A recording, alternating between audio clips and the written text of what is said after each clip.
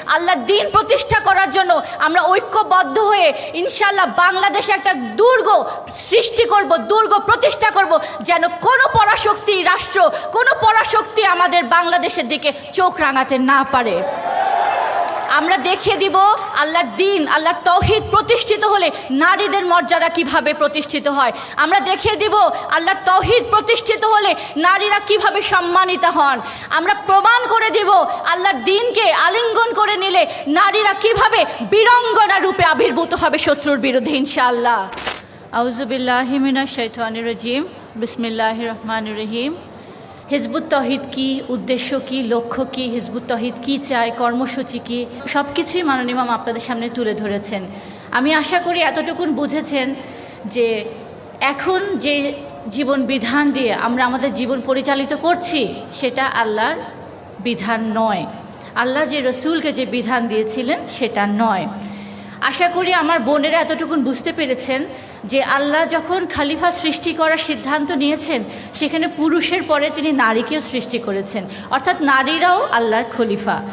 আশা করি আমার বোনেরা এতটুকুন উপলব্ধি করতে পেরেছেন যে কালেমার উপর ঈমান শুধু পুরুষরা নয়, নারীরাও আনবে, এবং সেই কালেমা প্রতিষ্ঠা করার যেই হুকুম আল্লাহ দিয়েছেন মুমিনের সংজ্ঞার মধ্যে, সেই সংগ্রাম, সেই জেহাদ, সেই আত্মত্যাগ শুধু পুরুষরা নয়, নারীদের জন্য আল্লাহ বাধ্যতামূলক করে দিয়েছেন।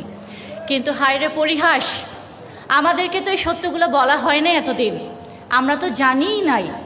আমাদেরকে শুধু শিক্ষা দিয়েছে আমাদের জীবন কিভাবে ধারণ করব, সংসার কিভাবে পালন করব, স্বামীর প্রতি কর্তব্য কি। আমাদেরকে কখনো বলা হয় নাই যে জান্নাতের চাবি হচ্ছে তৌহিদ। আমাদের বোনদেরকে, সরল মনা বোনরা এটাই শিখেছে যে স্বামীর পায়ের নিচেই হচ্ছে বেহেশত। সেটাকে ধারণ করে, সেটাকে বিশ্বাস করে, সেই স্বামী যদি অত্যাচারীও হয়ে থাকে সেই স্বামীর সংসার তারা করে গেছেন।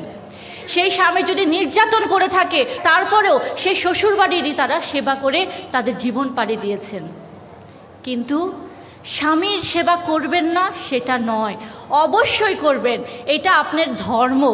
আল্লাহ আপনাকে নারী হিসাবে যখন সৃষ্টি করেছেন তখন আপনার উপর একটা বাড়তি দায়িত্ব দিয়েছেন, তার দিন প্রতিষ্ঠা করার সংগ্রাম করবেন, তার সাথে আপনি সংসারের ধর্ম পালন করবেন, স্বামীর সেবা, শ্বশুর শাশুড়ির খেয়াল, বাচ্চাদেরকে ধারণ করা, বাচ্চাদেরকে পৃথিবীতে এনে তাকে সঠিক আদর্শ দিয়ে, শিক্ষা দিয়ে একজন মুমিন মুমিনা হিসেবে গড়ে তোলা, তার শরীর স্বাস্থ্য সব কিছু দেখবেন। কিন্তু শুধু সংসার নিয়ে পড়ে থেকে আল্লাহ প্রদত্ত সেই দায়িত্ব ভুলে যাওয়া, এটা তো আমাদের কথা ছিল না। এই জন্য তো আমরা পৃথিবীতে আসি নাই।